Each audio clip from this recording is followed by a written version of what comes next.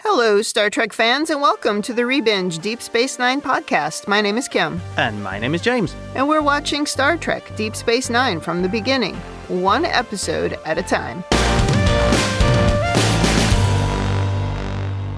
Welcome back to the podcast. Today we are on Season 7, Episode 21, When It Rains.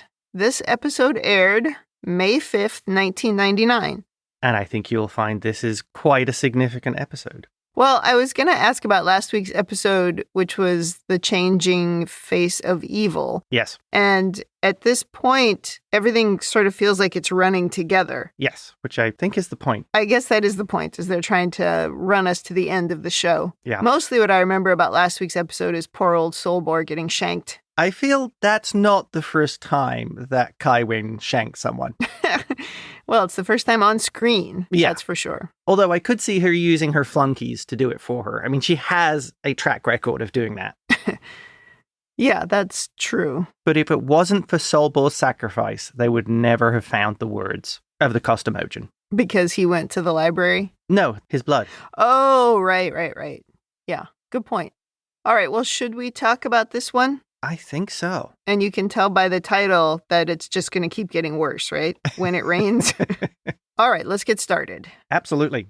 In the cold open, Miles is briefing Martog, Ross, Sisko, and some Romulan guy about the Breen weapon that disabled all of their ships last week. Yep. It seems that everyone pretty much lost power except for the Klingons due to some technobabble. Miles did mention the tritium intermix, which reminded me of the musical episode of Strange New Worlds, because the singing starts with Spock saying, the intermix chamber and containment fields are stable. I think the pronunciation should be tritium. Well, Miles is doing the best he can. There's a lot of technobabble here. Well, you mentioned the name of this episode is When It Rains. This is, I think, the one positive thing that happens in the episode. Is that they figured out how to counteract the weapon? Just that the Klingons are able to. The Klingons can do it, yeah. Well, anyway, back to this story. And the details of the Breen weapon have been sent to the Romulans and to Starfleet, but for now, only the Klingon ships are resistant. Martek says by tomorrow there'll be 1,500 Klingon vessels ready to fight. But the downer Romulan dude points out that still leaves them outnumbered 20-1. Yes. So all they'll really be able to do is make small attacks and try to keep the enemy off balance. I noticed the Romulan isn't as snotty as they usually are. He's a little snotty. Oh, not nearly as petty as the Romulans usually behave towards the Klingons. Maybe it's because he knows all their bacon can only be saved by the Klingons right now. But when they realize it's only the Klingons can help them, he says, oh, what have we come to? So he does make a snide remark. Yeah, not so bad, though. Yeah, that's true. Sisko says the Klingons aren't the only thing the Dominion is dealing with. There's also Damar's Cardassian resistance movement. But the downer Romulan says, well, he's already lost half his troops in the latest battle. Yeah, they're not really excelling, are they? No. Sisko is on Damar's side, though, and says their support will grow if they can have some success. He says they need to adjust their tactics, but Damar doesn't really have any experience in the necessary hit-and-run attack thing that Sisko is saying they need to do. Yeah. He says, we'll have to send him someone with the right experience. And then we go right to Kira, who is, she's like, you want me to go behind enemy lines and teach a bunch of Cardassians how to be resistance fighters? Sisko is aware of the irony, but the tactics the Bajorans employed to drive away the Cardassians are the same things that he believes the Cardassians need now. She isn't thrilled with helping Damar, who killed her friend Zial, remember? Right. But Sisko says she needs to put her personal feelings behind her. He suggests that she work with Garak to find the rebel base, and eventually she says, fine. And we cue the theme song. Before we carry on, we have to deal with some overanalysis here. Okay. The Klingons are outnumbered 20-1 with conventional weapons. Yep. With both the Federation and the Romulan fleet now ineffective. Why aren't the Dominion just steamrolling all the way to Earth? They have a war-winning advantage. They have nothing to stop them except 1,500 Klingon ships. I don't know. I'm wondering if maybe they can't deploy that weapon in every single ship or something. Yeah. Because they did say that several of their ships were destroyed in the attack on Earth. So there must be something. So they have a limited number of the weapons. Maybe. If you exclude the weapon and just go with they're using conventional forces, they're still outnumbering the Klingons 20-1. I guess, they probably If they can't deploy the weapon, then Federation and Romulan ships would still be effective. Yeah. I guess the Dominion knows that they don't have that big an advantage, especially if it came down to you're going to throw everything at a Dominion fleet if they're attacking you. Yeah, because I would think that they're quite aware of how effective that weapon is, because Miles says they disabled like 312 ships or something like that, so they must have known. And I assume all those ships were destroyed. Yeah, like the Defiant. Although maybe some of them got away. Maybe they couldn't get to all of them in time. Maybe. Run away! Maybe the Klingons were using a tractor beam to hurl the disabled ships like torpedoes. Oh! That would cause some chaos. That could be something. Yeah. Plus, detonating the warp cores tend to cause big explosions. Yeah, they could have done something like that. Next very important thing here. They say Damar doesn't have experience running a hit-and-run campaign. Has everyone forgotten what Damar was doing before Dukat joined the Dominion? Oh, yeah, that's right. When they had that Klingon ship. They had one stolen Klingon warbird, and they were fighting a one-ship war against the Klingons using hit-and-run tactics. But there was only their one ship. It's not like he was commanding any other troops or anything. And also, he wasn't in charge. He was just a part of it. As a soldier, it was Dukat who was in charge. But he would at least have experience of what Dukat was doing. I think they did forget that, yes. Maybe they think he drank it away. He doesn't remember. Oh, there's just a big blank spot. Now that's legit. Yeah. Now we go to the infirmary, and Bashir is holding a beaker, and he asks to borrow a cup of Odo's goo. That's a very personal request. It is. He wants to study Odo's morphogenic matrix so he can better synthesize organic tissue in battle situations for organ replacement. Yes. He should have, though, instead of asking for a cup of goo, he should have asked for a cup of you. Can I have a cup of you? I did like how Odo says, I'm going to want that back. Yeah. I don't remember where they talked about what happens when Odo gets separated from a part of himself. Yeah, it just turns back into liquid form. Until it can reconnect with him? Yeah, I assume so. I see, okay. There doesn't seem to be a time limit on it either. Yeah, well, they keep doing it with the founder woman as well, because they keep taking samples from her, trying to cure the disease. And she's not getting those back if they keep taking more and more. Well, anyway, Odo agrees and says he'll want that back, like you said, when he returns from Kira's mission. Bashir says something like, oh, you're going on the mission. I think it would be smart to take Odo on every mission. I mean, he's very strong, and he's certainly going to protect you if you're Kira. Yeah, and he's very flexible. Off to Bajor now, where Kai Winn is telling a Bajoran security officer that she's very worried about Solbor. The guy she stabbed last week. He seems very unwell last time I saw him. Yeah, when I stabbed him in the back. She's really absorbed the role of murderer pretty easily. Dukat says he's impressed with her acting, which makes Winn say, leave it to a Cardassian to find amusement in an old man's death. I mean, I don't know what to tell you, lady, but you're the one who stabbed the old man. I know, right? It's great the way she manages to turn that upside down. All Dukat's fault. Wait a minute. Weren't you the one who killed him? Oh my gosh. She claims to regret killing him, but obviously not enough to confess, of course. That was beautifully delivered by Louise Fletcher. You don't know how much I regret having to kill him. I feel so bad. Yeah. But yeah, he's dead. I just love the way here she seems to manage to turn this whole thing on its head to, I'm the real victim here. Yeah, she's absolutely moved into the I'm the victim mode for sure. Partly because she's so disgusted now that she's learned Dukat is Dukat. Yeah. But yeah, I think she was hoping to continue as she was before with sort of being in charge, not really believing or not really being a part of that religion, but managing to keep her hands clean. Yeah. Like when she recruited, was it Neela in season 1? Right. Yeah. You're not actually committing the acts, but you're encouraging people to. Oh, well, she used to be good at that. But now her hands are not clean. Well, she's clearly pretty disgusted with Dukat now that she knows who he is. Yeah. Of course, again, not enough to do anything about it. No. She goes back to looking at the evil book and trying to figure out how to free the POW race from the fire caves. And Dukat says, you've been studying that book for days. Maybe I can help. But she dismisses him, saying the text of the Costumogen is for her eyes only. Right. And then she basically tells him to get out, and then she glares at the door after he leaves. One of the things here that is also, I think, just amazing for you're bringing out the true character of Winn is she says, "Your hands are stained with the blood of my people." And Dukat says, "Well, when we release the power rates, your hands will be stained too." Yeah. And she just wipes that away with, "The power race will spare those who are worthy. Yeah. The rest are of no consequence." Oh, yeah. Oh, okay, so, mass murder is okay because those people were unworthy. Well, like poor old Solbor, she also had Solbor's blood on her hands Right. directly. No, she's lost it. I would argue, has she lost it, or is this what Kai Winn has been like her whole life? It's just now coming out to the surface. She's not having to hide anymore. Well, like I said, she's been able to keep her hands relatively clean until now. And now she's got to own up to the fact that she's not as, pious as she claims, or she's been pretending to be. But even then, she's pretty much deflecting it. Yeah. Saying the deaths that will be caused by the power rates, that's not her concern. That's not her problem. Yeah. No. And the good ones, they'll keep them around. Yeah. Yeah. One of those short scenes that I think is really well written and just really gives you insight into what they're aiming for with this character. Right. And Louise Fletcher just fleshes it out. Yeah, flawless.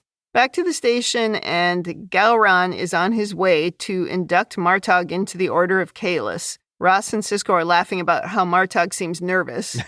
When Garak and Kira arrive to say that they've located Damar, and Kira says they'll leave first thing tomorrow, instead of just right now. Of course, it's not like it's important.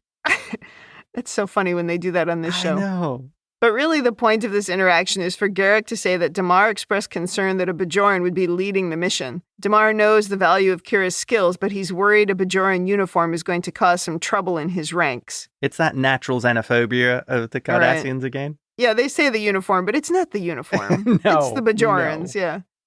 Admiral Ross says, well, we'll have to find someone else, but Sisko recognizes that Kira is the best person for the job. Right. So in the very next scene, Kira is now in a Starfleet uniform. And Odo wonders if changing her uniform is enough, but she's also been given a Starfleet commission, which means she'll be representing Starfleet when she's talking to the Cardassians. And I looked up the number of pips that she has. She's a commander. She is a commander, yeah. Yeah. Well, it would make sense based on what we've talked about before with what her rank would be. Right, I think so. Garak also tells Odo that he needs a new outfit because he's wearing a Bajoran security outfit. Yeah. And Odo just automatically switches to a more casual outfit, which Garak calls drab. Oh, yes. Which is rich coming from him considering what he's currently wearing, which is extremely drab. But this scene does show the quality of Garak's work. Kira is rocking it in that perfectly fitted Starfleet uniform. Oh, she looks incredible in her Starfleet uniform. I mean, her hair is still terrible, but she looks great otherwise. I would agree. Then Garak wonders if they can also get rid of her Bajoran nose, but she isn't willing to make any physical changes to herself. Yeah. Garak then tells her to watch her back around the Cardassians. I think that's why we're taking Odo along. Time for some more overanalysis. Mm-hmm. I'd be a little more worried if I was Damar, because I killed the one person who actually seemed to love Garak, despite knowing who and exactly what he was. Yeah.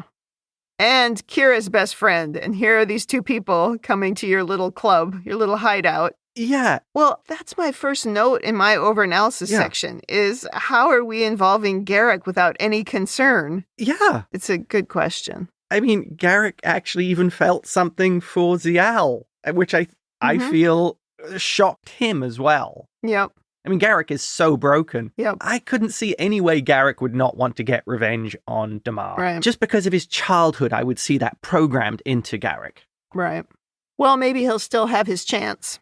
Well, off to the rebel base, where we learn the Cardassian rebels are running low on food. Damar says Garak is going to bring some replicators as relief, and Gul Rusat complains about it being Federation food. Hey. This guy is a bit of a whiner now. Oh, gosh, yeah. Well, he's not being allowed to drink. Oh, I guess that might be it. And Damar's like, we can't afford to be too picky. Damar's looking particularly bright-eyed now that he's sobered up. Yeah, he really has. It's some great acting here. The transformation of the character. You pointed out, I think last week, Casey Biggs is really playing someone very differently to how he has before. Yeah, absolutely. Rusat also points out how Damar used to bitch endlessly about Colonel Kira when they were stationed on Terek Nor together. I was drunk at the time. And Damar says they can no longer afford the luxury of hating her. He says she has certain skills that their people need now. I did like here how Damar seems to appeal to Rasat on a personal level, asking for his support and calling him and saying, my friend. Perhaps Damar is starting to learn how to actually lead. Yeah, maybe. Or at least manipulate people as Dukat would. Yeah. Well, I mean, the manipulation part of leadership is real. Yeah. I mean, the word can sound bad, manipulation, but that's really what a lot of leadership is. Yeah. You're just trying to get someone to follow you. And, hopefully the thing you're trying to get them to follow you to do is something pure and righteous and not something evil. Maybe manipulation is the wrong word to use here. He's trying to appeal in a way that would work with Rasat, how he knows him, and saying, my friend. Well, what are the tenets of leadership? What are the 4 things that you have to provide someone in order for them to follow you? Those 4 things, I talk about this all the time, but it's trust, compassion, stability, and hope. And what he's trying to do here is he's trying to show the trust part of it. Yeah. It works. Back to the station, and Chancellor Gowron has arrived in all of his wide-eyed glory. He gives Worf a side eye, but then he says, what's past is past. If Martog considers you his brother, that's all I need to know. And then he says he's brought the finest blood wine, which must be drunk tonight. And they head off to party. And Sisko says to Roz, I guess we're not invited. No. Yeah, it's a Klingon party only. I don't want to go to a Klingon party. They're going to be cutting their hands, and they're going to be hitting each other in the head. I mean, they're going to be headbutting for certain. Oh, so much headbutting. In the infirmary, Miles thinks Julian is imagining things about Ezri, but Julian is sure she's avoiding him. He's told Ezri that she needs to come to the infirmary to discuss some results from her recent scans, which is wildly unethical, but Julian seems to think is funny. I mean, he is the worst doctor. Well, Miles brings it up. Miles says, isn't that a bit unethical or something? Yeah, it is. It totally is. It's ridiculously unethical. But let's face it, when has Julian ever let things like ethics get in the way? Never. Maybe someone should have a chat with the medical supervisory board for Starfleet. Yeah, somebody should. Julian starts scanning the cup of Odo goo now, just as Ezri arrives and Miles leaves. Julian brings up that she's been avoiding him, and she starts to talk, saying it goes back to when she was stuck with Worf, and a bunch of old feelings came to the surface. And eventually Julian decides that she must be dating Worf instead of just, listening. Unethical and doesn't listen to people. Yeah, the best kind of doctor. Yeah. And before she can tell him what's really going on, Julian is distracted by the beeping computer. He says, oh my God. And then we jump to Julian calling Odo on the runabout, and it turns out I was right all along. Odo is infected with the changeling disease, and he's been transmitting it from changeling to changeling. Big drama into an ad break. When we return from the ad break, Julian says he assumes Odo became infected back when he linked with a female shapeshifter last season. Odo has no symptoms, but Julian says it's only a matter of time. Kira, of course, being the good girlfriend, wants to head back to the station right away, but Odo says no, we need to complete our mission. Yeah, Odo's too stubborn to turn back. Yeah, but Julian also says there's really nothing he can do at this point anyway, but he has requested the test results from Starfleet Medical from the time a few years ago when Odo let them scan him. Yeah. Which I guess was during Admiral Falconcrest episodes back in season 4. I think so. Yeah, Homefront and forget what the other one was. Homefront Part 2, because I can't remember the name. As usual, Julian is confident he can find a cure once he has all the data. He does have a lot of confidence. Yeah. He's always very upbeat. I know, but do I have to remind everyone that he was pretty confident back in the Quickening as well? He didn't learn anything from that. Yeah, that didn't work out too well for the people he was working with. Yeah, okay. Odo tries to put the conversation behind them when Julian hangs up, but Kira looks pretty shaken, as you might expect. She looks very concerned. Back to Bajor, and it's late at night, and Dukat sneaks into the Kai's office to take a look at the evil book, which she just left sitting on her desk, which I find very funny. And he breaks into the book, wondering what she's hiding from him. But bad news for Dukat. When he starts looking at the pages, a red light shoots from the book, zapping his eyes. And Kai Winn hears him shouting, and she rushes into the room, and she finds that he's been blinded. And she says, you fool, the text of the Costumogen is for my eyes alone. I mean, she did warn him. Yeah, actually, that's true. Mm-hmm. But it's Dukat. He's not going to listen. It's Dukat, yeah. Back to the station again and the ceremony for Martog. And it's a Klingon ceremony, so of course we're all cutting our hands open and dropping blood into a bowl, the number one favorite activity of the Klingons. Yeah, they're all using the same knife so they can share blood diseases. Ugh. After the ceremony, everyone is drinking blood wine out of those chintzy tin cups that they always use. Admiral Ross is complaining that his hand hurts. What's funny here is that somehow my iPad, it turned my note that said Ross is complaining into Ross is comp whining, which is a pretty good kind of description. Here. Yeah, yes. Drinking wine. Gowron asks Martog how it feels to be the most famous warrior in the Empire. And Martog is pretty humble about it. Yeah. But bad news, Gowron has decided Martog has done enough, and now he intends to take a more active role. Gowron says as of today, he'll be assuming direct command of the Klingon forces. This was great because it was like a Klingon party was going on, and you could hear them, talking loudly in the background. And when Gowron says that, everything goes silent. Yes, everybody stops talking, and they all look at each other. And Worf does that not very happy Worf look. A classic piece of Star Trek there. He's like, Gowron, you bonehead. Well, everyone is looking at each other, and Martog asks if Gowron is unhappy with his performance, but Gowron says no, he just wants to see an end to this war.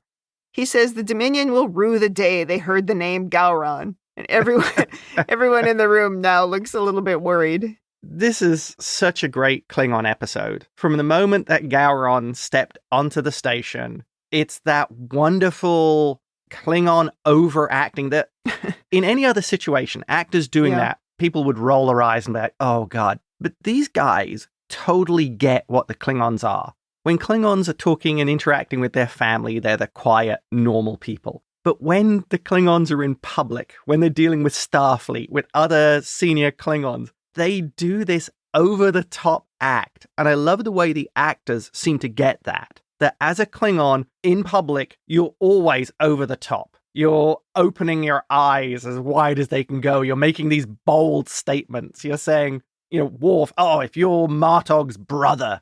All these things. And I love the way J.G. Hertzler and Gowron, Robert O'Reilly, the way those two just get it. Yeah. And it results in this great over-the-top way that the Klingons present to the world. And I love it. It works so well. Yeah, these two are the most Klingons that we have. Yeah, for sure. And if they didn't do what you're describing, if they weren't being overly melodramatic, yes, they wouldn't be Klingons. Right. It wouldn't be right. Yeah, exactly. Yeah, I get your point. And I didn't bring it up earlier, but one of the things I also really liked was when Gowron came to the station, his two bodyguards who were standing behind them.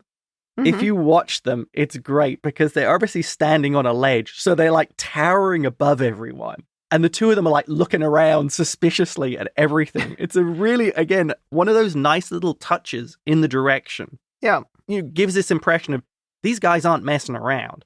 They're looking for whatever is going on. Well, it doesn't seem like Gowron travels much, so they're probably quite freaked out. Yeah. Well, over to the infirmary, and Julian is getting the runaround on getting Odo's test results out of Starfleet. Yep. It seems that the records are classified, and the bureaucrats are really questioning his motives. One guy seems surprised that Julian wants to find a cure for the disease of the enemy. Ultimately, he says Julian can't have the files because he doesn't have Sigma-9 clearance. So Julian tries shouting, but that doesn't get him anywhere. He's dealing with bureaucrats. They're not going to respond well to that. No, but every time we've seen Julian shout, he never gets what he wants, so it's actually quite funny. In the Replomat, Julian tells Miles that the Starfleet dude was making him feel like a traitor, like he was in league with the Dominion. Miles suggests maybe they're spooked because of the recent attack on Earth, and Julian wonders if Captain Sisko has the necessary clearance to get the files. I would hope Sisko has the necessary clearance. And Miles makes the joke that these guys at Starfleet HQ are used to sitting behind a desk, not hiding underneath it. Right.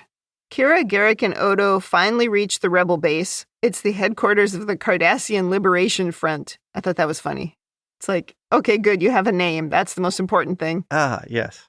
Damar says the Cardassian people won't forget the Federation's generosity. And Garak is like, let's get to work. And remember, the enemy is the Dominion and not each other.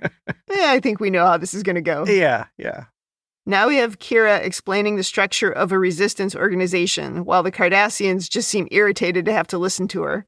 She's suggesting decentralizing the organization so not everyone is in one place. You're right. Damar agrees, even though the others continue to grumble. Odo and Kira then suggest an attack on a vulnerable weapons depot that is being protected by a single garrison of Cardassians. The group really grumbles now, as they don't want to attack their own people.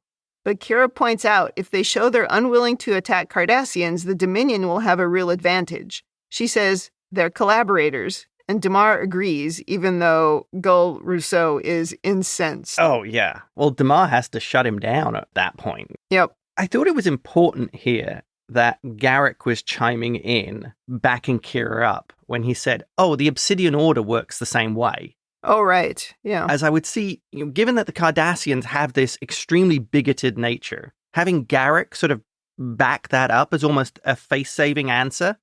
Yeah. So they could tell themselves, oh, well, of course, the Obsidian Order thought of that first. Yeah, so it's their idea. Yeah, good point. Even if it's not true, because I think Garak understands the strategic importance of what's going on. Oh, he does. And he's, of course, all focused on saving Cardassia. Yeah. And I think this is important because I feel the Cardassians are utterly rigid in their approach to fighting a war. They would see it as there's one way to do this, and anybody else is wrong. And any other ideas are wrong. So I would see this as being a real struggle for them to actually overcome, oh, this is how we do it. And I don't think Cardassian society encourages radical or free thinking. Oh, no, not in the slightest. We go back to the station, and Julian is happy that Sisko is able to get the files he needed. Miles asks him what's going on with Ezri, and he says, oh, she's going out with Worf in a nonsensical juvenile conversation. Yeah, this was so bad soap opera, it was painful. It's so dumb.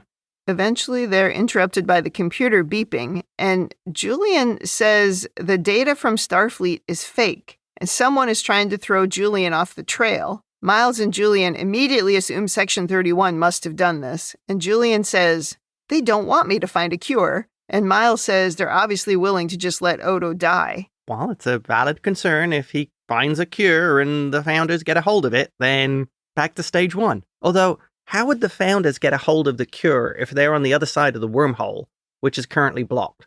Well, I imagine you would think about it like if you cured Odo, maybe he would be able to cure the Founders once he links with them. Yeah. I mean, the female changeling is on this side of the wormhole, so you could at least cure the one in charge, yeah. And I assume they can still get communications through the wormhole. Well, I don't know. We've been pretty cagey about that wormhole for a long time. Yeah. We don't really know what's going on in there.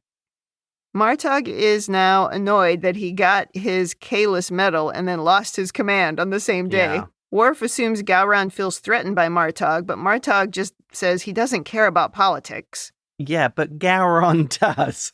Right. And Worf points out how he's seen as the savior of the Empire. He's a huge political threat to Gowron. Sure. But because he's the greatest Klingon ever, Martog says, despite Gowron's motives, it's our duty to help him defeat the Dominion. Yeah. He says we owe it to our fallen comrades. This makes Worf say he's honored to be part of Martog's house. In some ways, this is just so tragic about Martog. The honorable are at the mercy of the politically motivated. Yeah. Well, that's true in the real world, too. Yeah, it's a little bit too real, isn't it? Yeah. At every opportunity, Martog shows he's the greatest Klingon, and he's a good example for Worf. I mean, maybe good and bad, because Worf does that thing where he always says that he's doing the right thing, but he gets so preachy, and Martog never does that. He just says, nope, this is the right thing, this is what I'm going to do. And, he's let Worf sort of just be himself.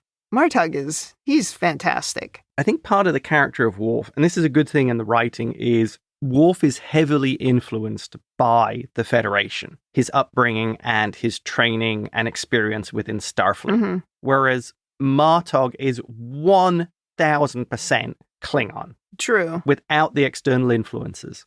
Yeah, that's true. I hadn't really thought about it. Remember when people used to tell Worf that he'd gone soft? Yes. Endlessly. But really, he was always trying to be this kind of Klingon. Right. I think very much so. And I think the preachiness comes from Picard. I was just going to say, but I think that the preachiness, I don't know that it comes from Picard, but it comes from Starfleet. Yes. Where they're trying to make themselves better, make others better. That's a definite preachy thing. And the Klingons don't care about anybody else. They just care about themselves. Right. Honor and the Empire. But we've had this great relationship between Martog and Sisko where they've got so much respect for each other. That's got to impact both of them in some ways. I think so. But Sisko's not particularly preachy, and he's willing to get into the mud when necessary, which I don't think Picard necessarily is. You know, maybe that's part of the influence on Martog of seeing someone who is a little different from your captain. I mean, I've said this for a long time about Sisko. Sisko's always been different from the traditional view of a Star Trek captain. I mean, in some ways, yes. So perhaps that is the thing which Martog can really relate to with Sisko, why they get on. He's not frightened like the admirals to get his hands dirty. Once we watch Voyager again, we should do a podcast with Teebs and Kid Phoenix talking about the different captains. Oh, I think so. I think Janeway is one of the most interesting captains because of her evolution. Well, it'll be interesting for me now to watch Janeway because when I watched it originally, I hadn't had any leadership experience of my own. And now that I have, I think it's going to be interesting to see, was I influenced by Janeway or is it just something that I have fond memories of? Yeah. I'm looking forward to them. That'll be good. So we managed to embed a promo for Rebinge Voyager in this podcast. Yeah. Back at the Rebel base, Kira is eating when one of the Cardassians asks Odo when he was head of security at Terok Nor, what did he think the Cardassians were doing to the Bajorans he arrested? Kira tries to stop the conversation, but Odo says he expected that the prisoners would be treated justly, but he learned Cardassians have little interest in justice, which makes Kira laugh. Burn. And then the Cardassian asks why Odo didn't resign in protest. When Kira gets mad, Gul Rusat says Kira doesn't like to be reminded that her lover was a collaborator. Odo and Garak then talk her out of killing Rusat. Yes. And she stomps out. It's such classic Garak, the way he's like smiling broadly and says, she would have killed you. He enjoyed that. Oh, totally. Didn't you think that Cardassian was going to ask Odo to do the Cardassian neck trick? Yes, I totally did. I thought there was going to be something silly that he asked. Yeah. When they get back to their private room, Kira kicks a bunch of things over in anger. Oh, she's very annoyed. Odo says the Dominion is the enemy, not Rusat. And then she says she's just too hot, and she goes to find a cooling unit. I can totally relate to that. Yeah. When it's just too hot, you do just want to break things. When she leaves, Odo notices some rough spots on his hand. Oh, the first sign. And he realizes the sickness is starting to take effect. After the ad break, Odo clears up the spots on his hands, which, by the way, are different after the ad break than they were before the ad break, which was strange. I thought that was weird. They're changing all the time. And then Kira returns with a little cooling unit, and she's very happy to have found it. This, I guess, is why the founder liked it cold, because maybe the heat contributes to the effects of the disease coming out. Yeah, that's what I was thinking too. Yeah. Which makes a lot of sense because yuck with the heat. And we know the Cardassians love it hot because they are lizards. Yeah, and the founders like it cold. We go now to Bajor, and Kai Winn is in a nasty mood.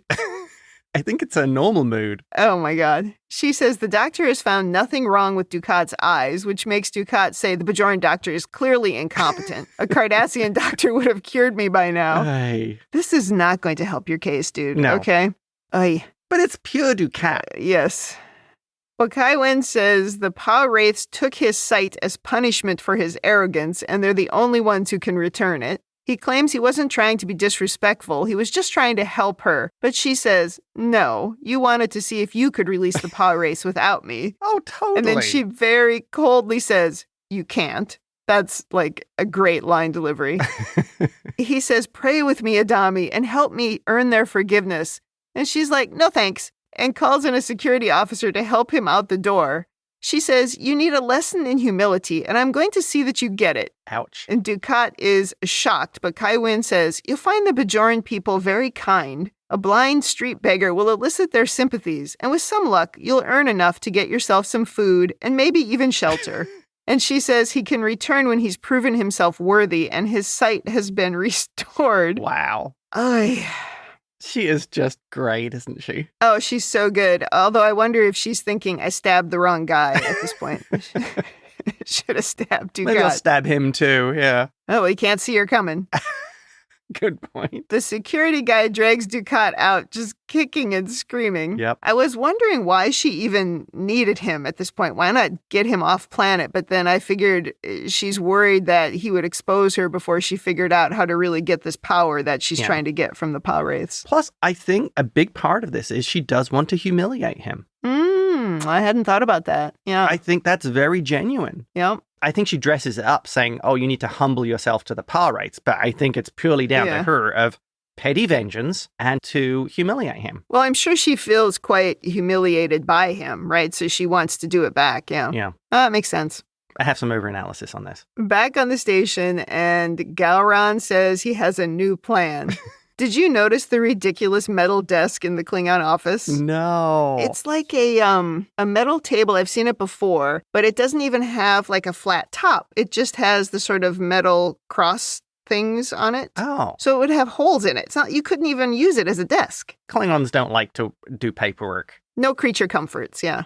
Gowron says his new plan is to go on the offensive and strike at the very heart of the Dominion with his wide eyes. Yeah. Worf and Martog do not agree with the plan, reminding Gowron they're outnumbered 20-1. But Gowron really wasn't looking for their input. He says, this gives us the element of surprise. He says, trust me, I can see it so clearly. While our allies sit by and do nothing, the Klingon Empire will win the war. The glory will be ours and ours alone. It's incredible. The look that Martog and Worf has is priceless. Yeah. And the way Gowron says to Martog, he doesn't want his opinion. Yeah, I didn't ask for your opinion. Yeah. Well, now to the big news. Back in the infirmary, Miles and Julian are talking about what to do next. They're worried about telling Sisko what's happened because they don't want Section 31 to know that they've discovered the false evidence. Right. Quark comes in with some coffee because he knows they're working to help Odo, and they ask how he knows, and he says, I hear things. They take the coffee, and then Quark leaves. I don't know, that was just funny. Julian is trying to figure out when exactly Odo became infected by mapping the life cycle of Odo's sickness. Yeah. And then after looking at the computer and talking some technobabble, he says he became infected on stardate 49419, the very day Odo was at Starfleet Medical in Season 4. He says, no wonder they didn't want me to have the file. Section 31 infected Odo and used him as a carrier. Julian says Section 31 is trying to cover up the fact that they're committing genocide. And Miles says if they gave Odo this disease, they must also have the cure. Julian says we have to get our hands on the cure. And Miles says, yeah, before Section 31 gets their hands on us. The end. I mean, a true shocker of an event. Yeah. I literally gasped when this happened. I love it when Star Trek shocks me. I was so shocked. Of all of the spoilers I've had, the different things that I've accidentally heard, I did not know this and was floored by it. I'm so glad that you never found this out because it made your comments about Odo spreading a the STD. Because it's like, I'm thinking, oh yeah, he actually is. Well, and you keep asking me, what are the spoilers that you think you know? And I've told you a few things, but I certainly never told you this because I had absolutely no idea. Oh, complete shocker. That really was pretty good. All right, let's go to over-analysis. This is a big episode, so I'm sure you have some stuff to say. Okay. Point number 1. Julian and Miles were concerned that bringing this to Sisko, he would report it up the chain of command to Starfleet. I think we know Sisko has kept things to himself, and they know that the admirals are compromised. They know Ross is completely compromised by Section 31. I didn't think that was the right reaction of not involving Sisko. Well, we know that, but I'm not sure Miles and Julian know that. Well, Julian must know it from the events of Julian the Spy. But he did talk to Ross. It's just, does Sisko know that Ross knows? Like, who knows all of that stuff? I'm not sure. Okay. I feel like the captains are generally held at a pretty high standard and are viewed as the ones who follow the rules unless there's real reason not to. But it seems like it's always something pretty extreme when they don't follow that chain of command or they don't follow the rules. So I guess yeah, maybe this is just something the story needs. Right. And we've talked about this before where, like, if you don't want Sisko involved, he shouldn't be on the station or there should be something else going on. Yeah. So they're not able to tell him, right? Yeah. But it's a possibility that the story just needs him not to know yet. But I would argue some of the really tough things that Sisko has had to do, he has done outside of anybody knowing. We know. True. Like in the pale moonlight at the end, he knows what's happened.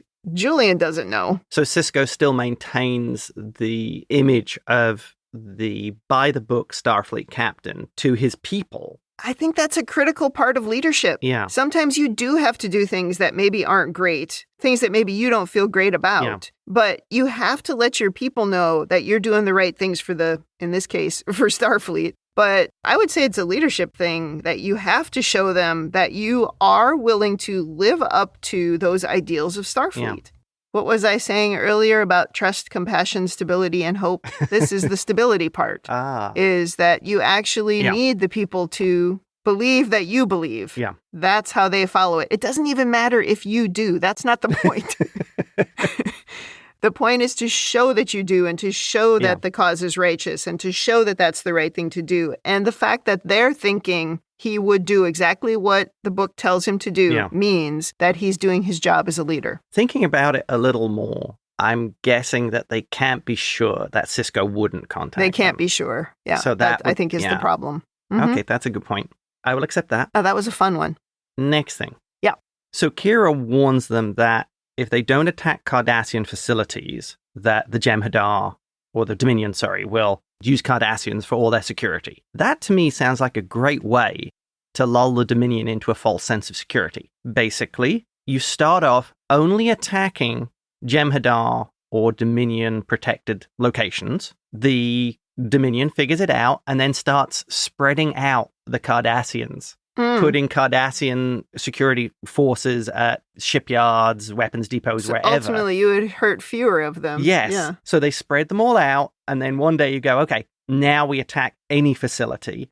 And because they've spread the Cardassians out so much, their security will be less, and they'll be more successful. Yeah, it's a good point. That would have made for a good discussion if they had talked about that and said, just because you were willing to immediately look at your people as collaborators, that doesn't mean that we're willing to do that same thing. Right. Ah, that's a good point. That would have been a good discussion, Yeah, I think they were missing an opportunity there. And almost a distraction, too, just to sort of waste the time of the Dominion. Right. And I think maybe this is also part of the problem of, maybe Kira's experience in the way that the Bajorans fought isn't applicable to every situation. I mean, it is different. Right. Because the Bajorans are just one planet. And this is spread out across multiple systems. It is different, yeah. I guess something's better than nothing. The rigidity of the Cardassian thinking is causing them to lose half their troops in just one attack. Right. Then almost anything helps. Yeah, it's just dumb enough that they're all in one place. Right. Next thing. Okay. Gowron. I think that this is very much a deliberate attempt by Gowron to see if he can actually win the war and increase the influence of the Klingon Empire. He's rolling the dice. He's almost doing a similar thing to the Breen. I think what he's trying to do here is not just get the glory because Martog is becoming a political rival, but also there's a real chance, let's say, the Klingons are successful and manage to actually win the war. The Klingons suddenly become a massive empire overnight. All the conquered Dominion territory, all the Cardassian territory. Gowron instantly looks like a hero to the Klingon people, and they get a huge strategic advantage against everyone. It's a complete roll of the dice by Gowron, but I think from his perspective, from a grand strategies perspective, it kind of makes sense. But it's so risky. It's so dangerous. Anybody sane wouldn't do it. Anybody who isn't a gambler wouldn't do it. Well, it's a political move, not necessarily a militarily strategic move. Oh, absolutely. Absolutely. Yeah. I think the reaction of the two military people there, Worf and Martog, sum it up of like, are you nuts? Yeah, it's a terrible idea. Yeah. But from his perspective, well, what you guys have been doing isn't winning the war either. And here's an opportunity for us to swoop in and save the day. And if he believes the hype of the Klingons, but he's not part of the day-to-day, then it would almost make sense that he would view this as a pretty good risk. That's a good point. Someone sitting at a high level and going, well, what's taking so long? This is easy. You just attack them and win. Right. Yeah, exactly. We're Klingons. How can we lose? Yeah. There might be some of that because, as I think Worf pointed out, he's not really a warrior. Right. Next thing, I think we need to talk about Bajor. Okay. So it wants to join the Federation, and yet the current method of dealing with people who have disabilities is to have them begging on the street, hoping to gain enough money for food and shelter. Well, this doesn't seem like a terribly evolved society. This seems more like Dickensian London. When you put it that way, that's true. I guess I was viewing it more like this isn't public policy. It's just Kai Winn throwing some guy out on the street. But you'd think public policy would be... But, no, you make a good point. Yeah. You make a good point, yeah. It seems like it's a very backward society. Well, it's a lot of people... I mean, we've seen them in their rags. That's true.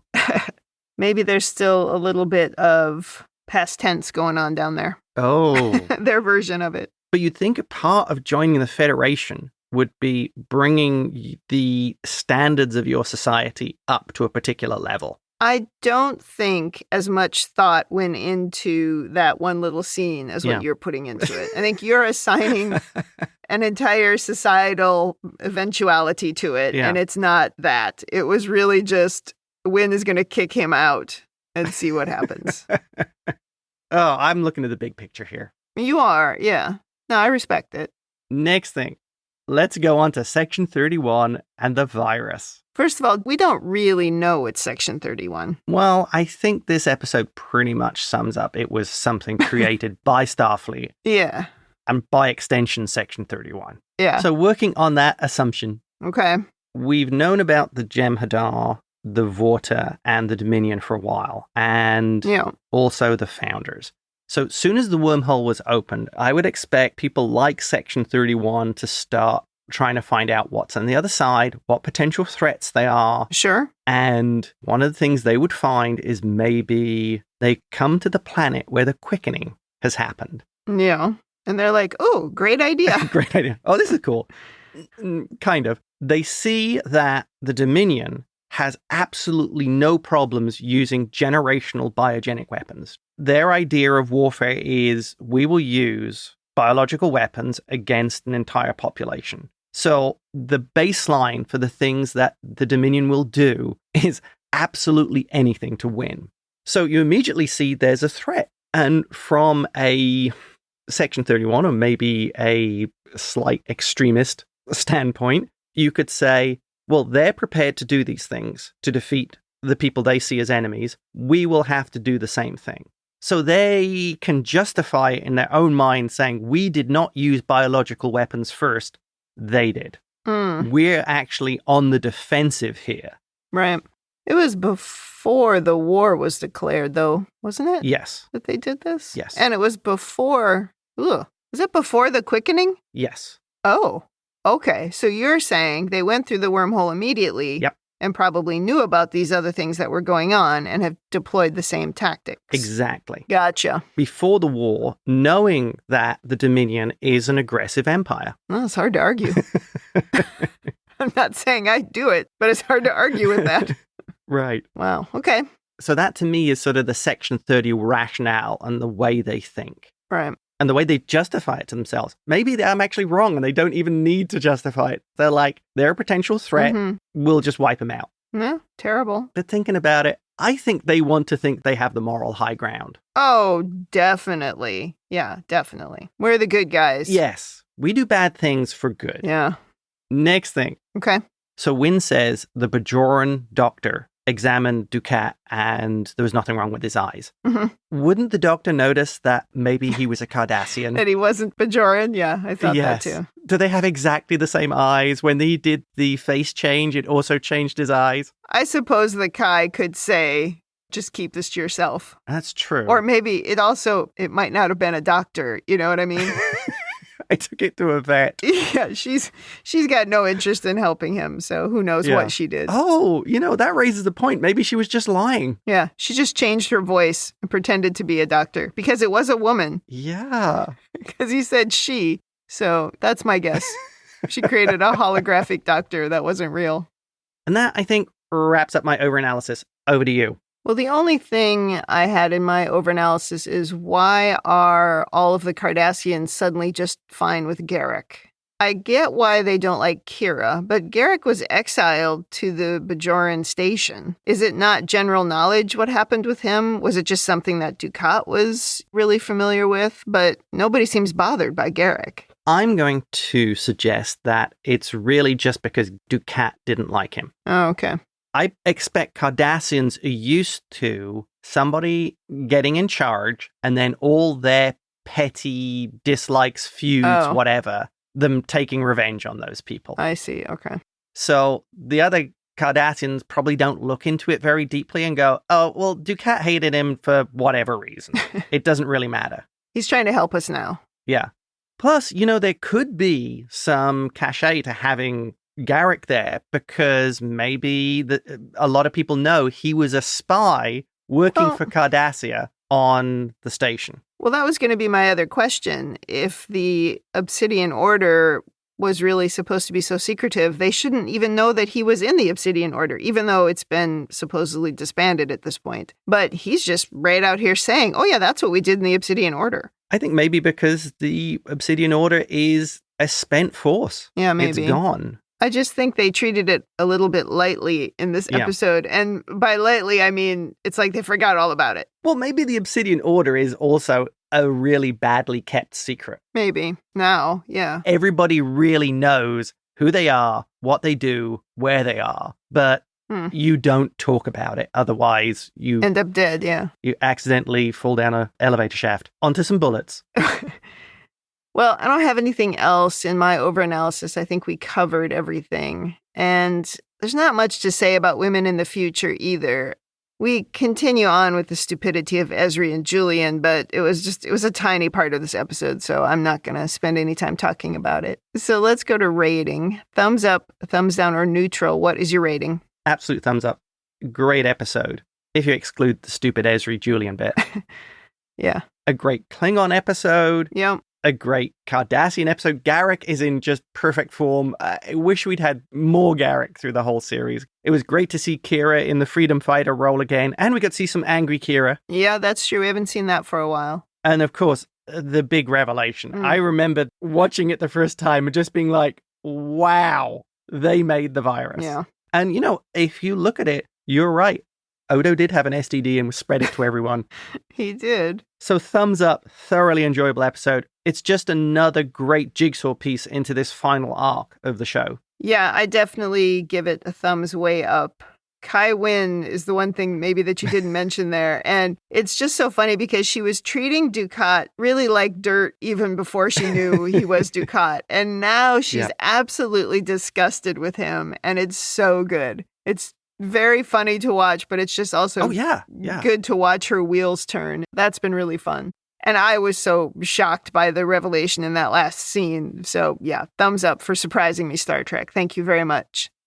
In the category of what we started doing last week, which is things that I didn't see coming and also guessing of what's yet to come, I did not see Kai Winn in league with Dukat. Yeah. That's a surprise. And I assume she's going to figure out how to release the Paw Wraiths and that Sisko's going to stop her or something is going to stop her. I don't know. It's almost got to be Sisko. I don't know how it could be anyone else and would still be compelling in the story. You saw Dukat as a Bajoran, right? Yeah, I'd seen the picture of him as a Bajoran before, but I didn't know what that was about. Gotcha. I do imagine someone is going to have to be sacrificed in this story, and I really hope it's Dukat, even though I think you've told me it's not him. I really want it to be him. I don't want it to be Kai Winn. I'm not telling you any more about Dukat or anything. I'm not giving you any spoilers. Thank you. But this thing with Section 31 and or Starfleet potentially creating the Founder Plague it's incredible. I had absolutely no idea about this. Yeah. Of all the spoilers, I'm shocked that this one never made it to me. So that's pretty good. That's great. And I don't know what's going to happen with that either, but I'm going to guess that Julian does find the cure, whether he comes up with it himself or he finds the cure. Just because somebody created the virus doesn't mean they have a cure for it, by the way. But I'm guessing Julian will find the cure and Odo will take it to the Founders. which from the perspective of what's been going on and what we know the founders do, maybe that's not what he should do, but I do think that's what he will do. So that's just completely my guess. I don't really know. Although I'd be pretty cautious about it because based on the things that they've done, if you went and cured them, it's not like you could just make a treaty with them and they wouldn't attack you again. They're not trustworthy.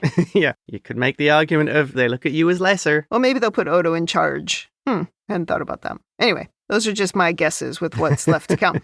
Should be interesting to see what happens. In fact, I'm going to go watch the next episode now. All right, that wraps up Season 7, Episode 21. Come back next week for Episode 22. In the meantime, if you'd like to send us your own overanalysis of this or any episode, or if you just want to say something nice, you can email us at rebingeit@gmail.com or tweet us we're on all the social media platforms at Rebingeit. And as a reminder, we are going to be switching to a new feed for our podcast just called Rebingeit. So you will be able to switch to that when we get to Voyager. And get all our content. And I think that's it. You can join the conversation on the Facebook group, facebook.com/groups/Star Trek TTM podcasts. Thanks for joining us on the Rebinge Deep Space Nine podcast. That's it for me. And that's it from me.